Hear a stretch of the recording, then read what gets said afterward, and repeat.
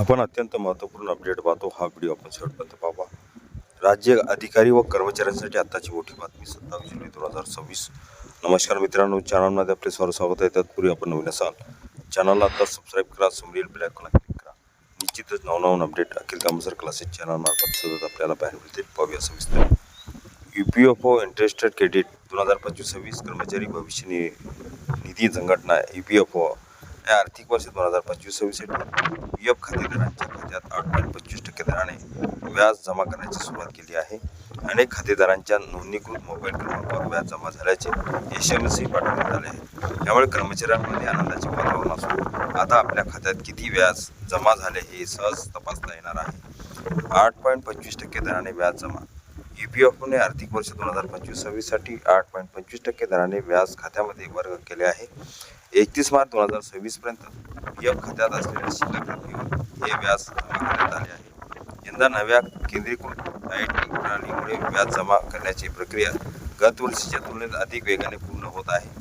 34 कोटी खात्यामध्ये 1.44 लाख कोटी रुपयाचे व्याज EPF कडून देशभरातील सुमारे 34 कोटी PF खात्यामध्ये तब्बल 1.44 लाख कोटी रुपयाचे व्याज जमा करण्यात येत आहे. नव्या सेंट्रलाइज्ड IT एनेबल सिस्टीममुळे व्याज वर्ग करण्याची प्रक्रिया जलद आणि पारदर्शक झाली आहे. PF खात्यात व्याज जमा झाले की नाही ते तपासा. तुमच्या खात्यात व्याज जमा झाले आहे की नाही तपासण्यासाठी EPFच्या पासबुक पोर्टलवर लॉग इन करा.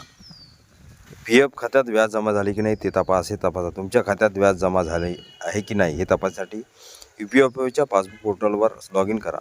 UN क्रमांक आणि पासवर्ड टाकून लॉग इन करा. व्ह्यू पासबुक या पर्यायावर क्लिक करा.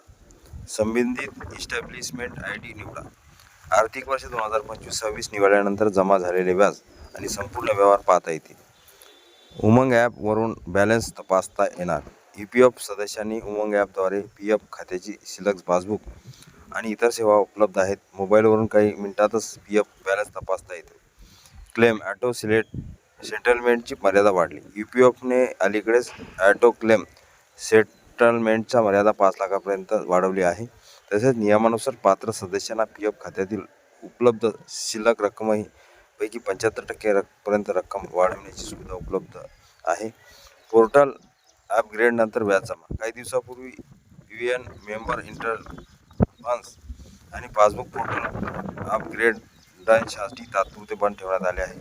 अपग्रेडेशन पूर्ण झाल्यानंतर EPFOने व्याज जमा करण्याची प्रक्रिया सुरू केली असून अनेक खातेदारांना त्याचे SMS मिळण्याची सुरुवात झाली आहे. PF खातेदारांनी आपल्या खात्यात व्याज जमा झाले आहे की नाही हे पासबुक पोर्टल उमंग ॲपद्वारे तपासून खात्याची अद्ययावत माहिती पाहावी. हा व्हिडिओ उपयोगी वाटला असेल लाईक, शेअर आणि अखिल कामसर क्लासेस चॅनलला सबस्क्राईब करा, लाईक करा, कमेंट्स करा. मित्रांना शेअर करा. असे नवनवीन अपडेट आपल्यापर्यंत सहज पोहोचतील.